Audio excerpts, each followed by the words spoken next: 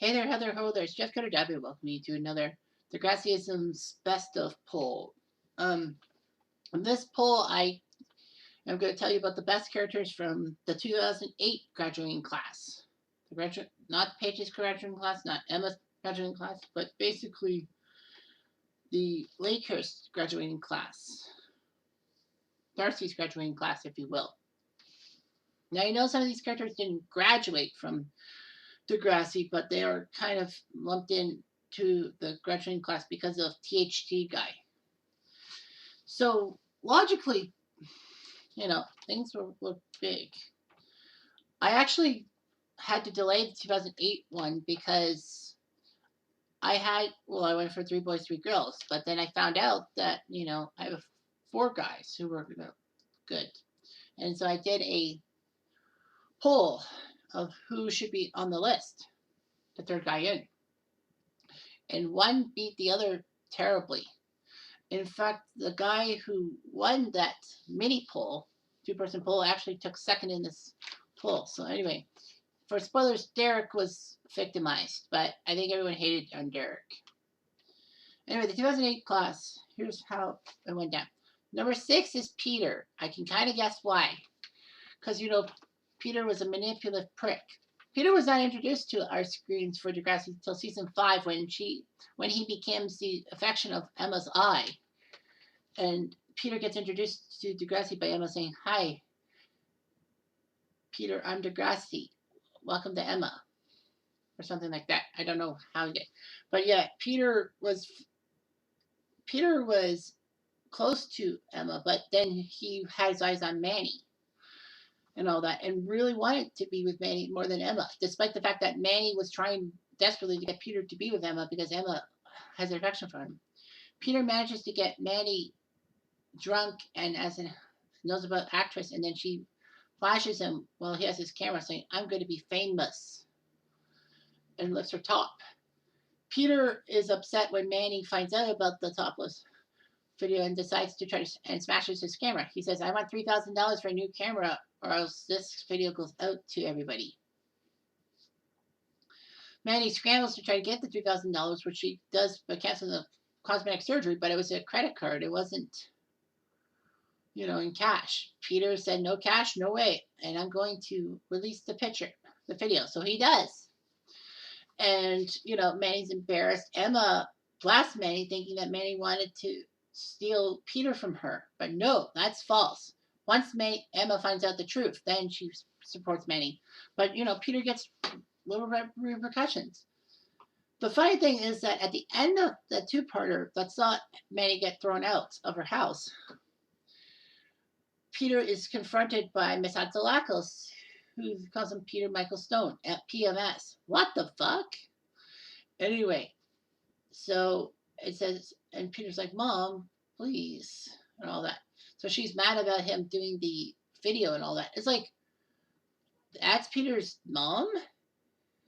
Emma and Manny said, "You didn't know that, did you?" "No." "Who's the father?" "Satan." So Peter ends up spending a while in detention and all that for his crimes, even though he should have been in trouble, suspended or expelled. The simple fact is that Peter seems to get away with it, and then Peter actually is victimized by Emma, who wanted to turn the tide on Peter and help Manny out. But, Emma falls for Peter's pictures, and then Peter uses Emma's affections against Manny, and then basically they become a secretive couple. But unfortunately, Peter's mom and Emma's stepdad, aka Snake and Hatzalakos, end up kissing each other in a tree, and it was innocent, but that should not have happened. And then Peter really feels that his parents split because of his dad's affair with his secretary, who he later marries and has a child with. So Peter ends up, there. It's revealed about Peter and Emma. Peter does talk to Manny about thinking that Emma might be bulimic, and she is, or anorexic, whatever you want to call it. So Peter and Emma still are a couple by season 6, but then Sean pops up in the picture. Peter thinks it's great because, Sean can hang out with him. But Manny tells Peter, I think on purpose, to try to break up Peter and Emma. that, Emma has a thing for Sean. Peter asks Emma who she'd rather be with. Emma doesn't give a straight answer, so Peter decides to take matters into his own hands and get Sean busted for drugs. Sean knows that Peter used his mom's influence to do it. So they have a street race. Peter loses, but he doesn't hit the pedestrian like Sean does. Peter is put with giant amounts of community service, not allowed to drive, all that. He gets off easy and courses Emma to feel sympathy for him. But Peter admits, well, after it's revealed that Peter put a mask in Emma's locker, Emma goes after Peter and says, "Why? I didn't tell you the locker combination." Peter says, "Well, I took a wild guess." And then Emma realizes that Peter may have used his mom's locker list to frame Sean. And Peter says, "Yes, I did, but I did it for us." And then Emma destroys him and says, "Don't ever talk to me again." Peter's upset and all that. So Peter gravitates towards Darcy because I guess he heard about how Darcy turned Spinner around with his redemption arc, so he wanted a redemption arc. But he stupidly decides to sell pictures of Darcy to this creep named Adams.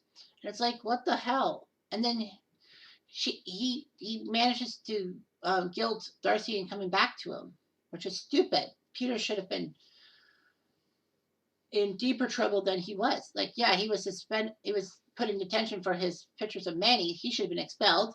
He should have been expelled for the street racing thing. He should have been facing more disciplinary action from Metatalakos, and especially for putting Sean through the ringer. But of course, Sean said that it was worthless. He knew he couldn't go back to school despite Snake saying that I could fix this problem. Peter has a tough time. Darcy leaves him for Africa, even though Peter helps Darcy deal with her rape in season 7. And then, he's with Mia. He makes one big mistake with drugs, and Mia dumps him off, goes to Paris by herself, and Peter is left at home by himself. He was emancipated because he didn't want to go to Regina with Hatzilakos. And his dad didn't want him around, so, he lived in an apartment above the dot, and, he was being abandoned and all that. He had issues. He kind of grew up in a sense, but can't be forgiven. Number 5 on the list was Johnny DeMarco. Now, Johnny was introduced in season 6 as one of the Lakehurst people who were hired probably by Nick to destroy JT for dating Mia. So Johnny is there to cause trouble at a house party for Liberty, especially at JT, and then they get shooed away by Spinner. But then, Johnny and Drake Lampley, the redhead, pee on JT's car. JT makes a crack, and then Johnny watches as Drake stabs his best friend in the aorta.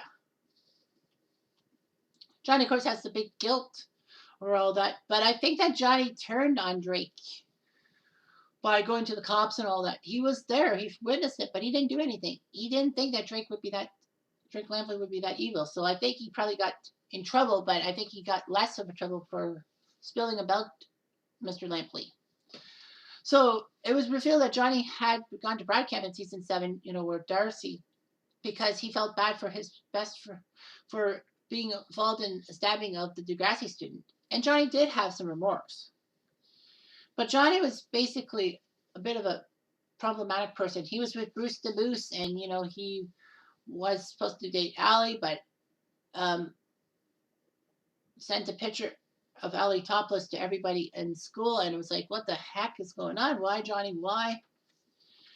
He was a troublemaker. And then in season 10, he comes out of the picture to actually help Allie deal with her problems.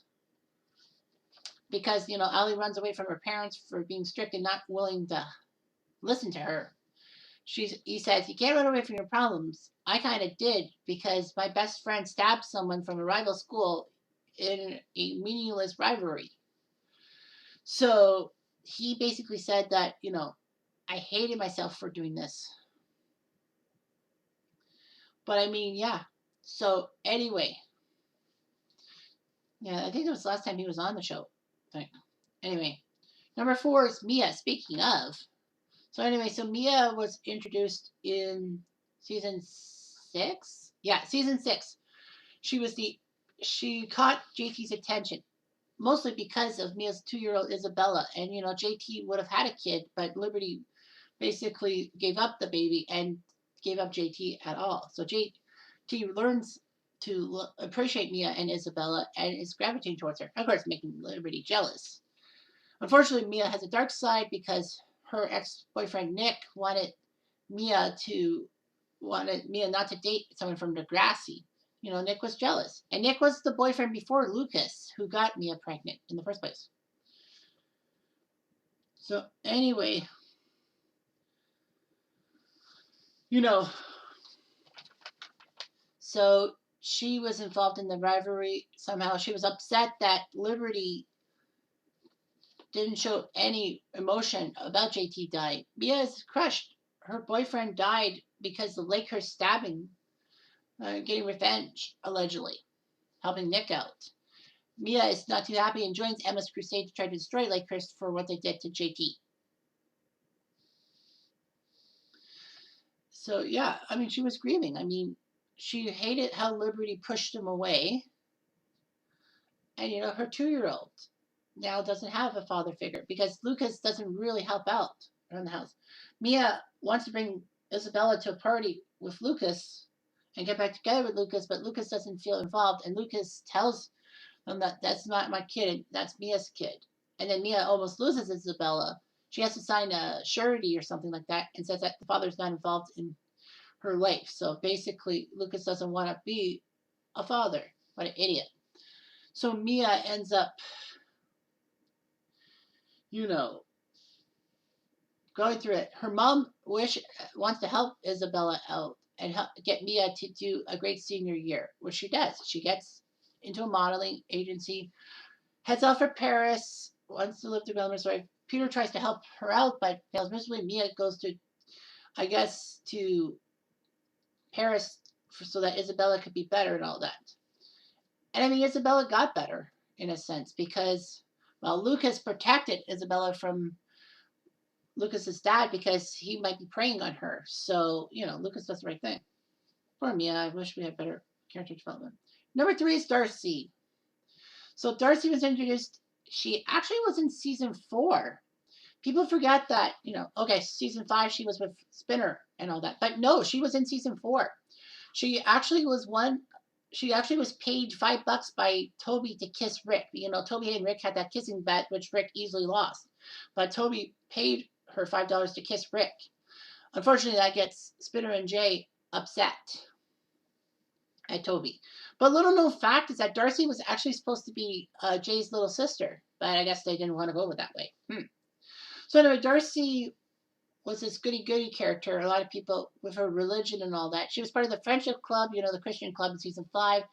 She takes the time liking the Spinner, who's trying to improve his life after what he did to Jimmy and all that, trying to alleviate the guilt. So she helps him deal with his stuff, and it looked good and all that. They had their problems, Darcy and Spinner. Darcy was a little hypocritical at times. That didn't help matters, and Darcy and Spinner split. Darcy then is told by Peter to help him out after his wrongs, being that street racing thing. And I bet you Peter lied about a lot of things to Darcy. But anyway, yeah. So Darcy gets tricked by Peter to sell pictures of herself to this Adams guy who then creeps out and finds her at Degrassi and all that. Darcy is upset over it, and thankfully the police find her, Adams. And the worst part for Darcy was that she ends up staying with Peter, even though that Peter did this to her. I think she wanted to be a better person, treat him a better person. Fortunately, season 7 was Darcy's downfall. She wants to be with Peter. Obviously, she's trying to keep the Peter relationship secret from her parents. But finally, it comes out, and Darcy's parents understandably doesn't want Peter because of his past. And Darcy, is trying to be perfect for everyone. Of course, little did we know Darcy's little sister Claire would be a big part of Degrassi. Of course, she'll be part of the class of 2014 list. But anyhow, I feel in a sense that, Darcy, for some strange reason, wanted to be a rebel. So she rebels. She goes to a ski weekend with Peter and Manny. She thinks she has sex with Peter, but it wasn't. She had left her drink outside and someone roofied it.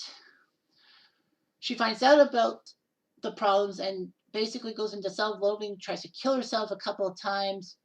She feels so scared and doesn't want to tell anyone about her problems, especially her Christian parents, that she disobeyed them and then she got raped and all that, thinking they'll never understand. So she accuses Simpson of stuff just to try to get the heat off her, but Manny manages to get her to finally apologize for everything and says that ruining Simpson's career and all that. That's when Darcy almost jumps off the roof. Thankfully, though, Darcy does tell people and all that. It doesn't save Simpson's job for the time being because they still have to investigate. Darcy goes to Brad camp at her mother's assistance and finally comes into terms about her being raped, and then she seems happy and all that. And then all of a sudden, Darcy goes whammo to Africa in season 8. I know it's to explain Sinead Grimes leaving Degrassi for 90210, the reboot and all that, but like sent to Africa. And it's like she's going to Africa. It's sus because it's like, why would Darcy want to go to Africa? I think her parents put her in Africa just to get rid of her while ways and basically, pay more attention to Claire.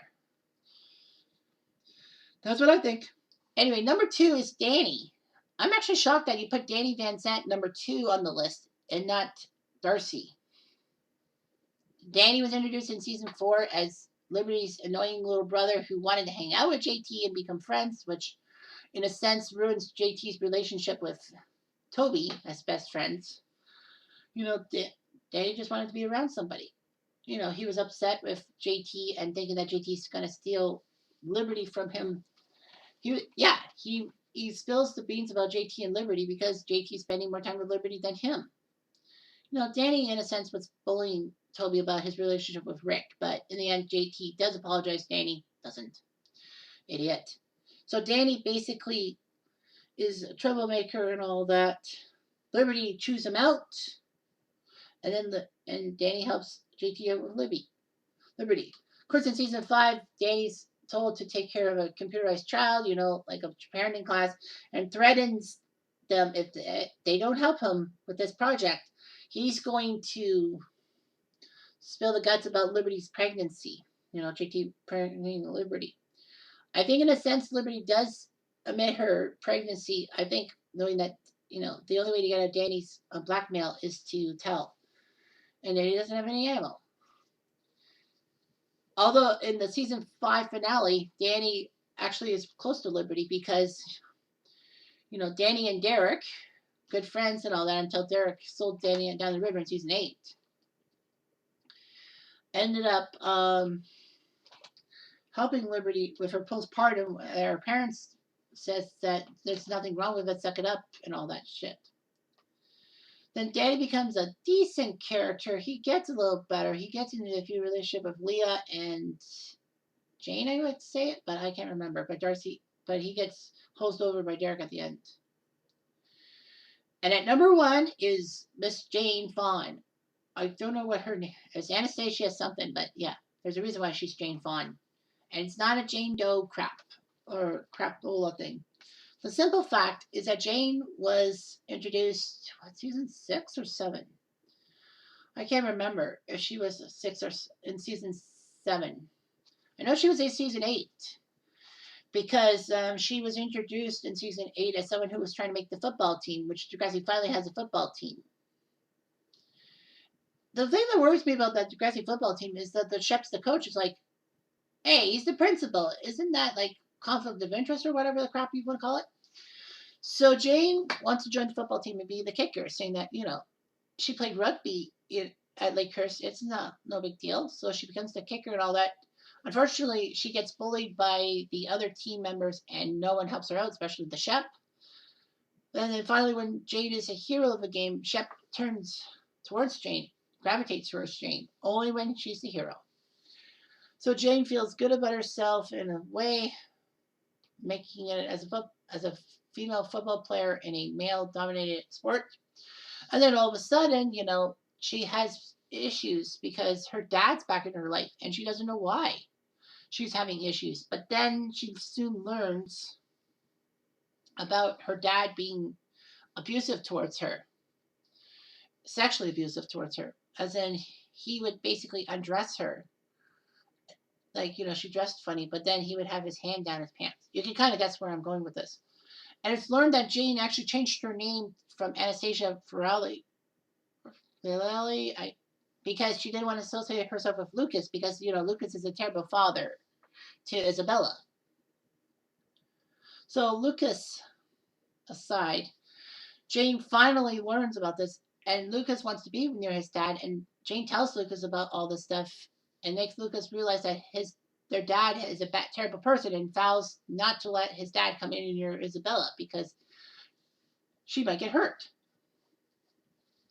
So Jane tells her mom about all the problems because her mom working double shifts and all that, and about the dad molesting her and all that.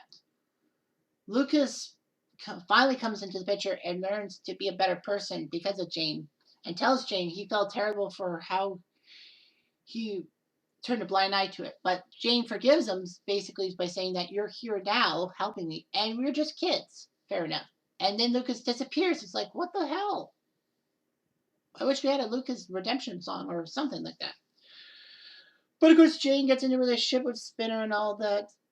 Lots of bad blood on both sides. Jane ends up dating Declan in Degrassi Goes Manhattan and breaks off with Spinner. And then Spinner's so despondent with that end, with the dog being burned, thanks to Emma's stupidity, that Emma and Spinner end up getting married. Jane tries to stop the nuptials, the re-nuptials of Spinner and Emma, but then Manny saves the day by basically chewing her out, having a fight with her, and then she learns that Spinner should be happy. So she doesn't do anything bad. And that's all there was to it to Jane. I honestly think that it was a shock for her to be number one. But, when in Rome, do what the Romans do. Anyway, thanks for watching. I'm Jeff Diamond.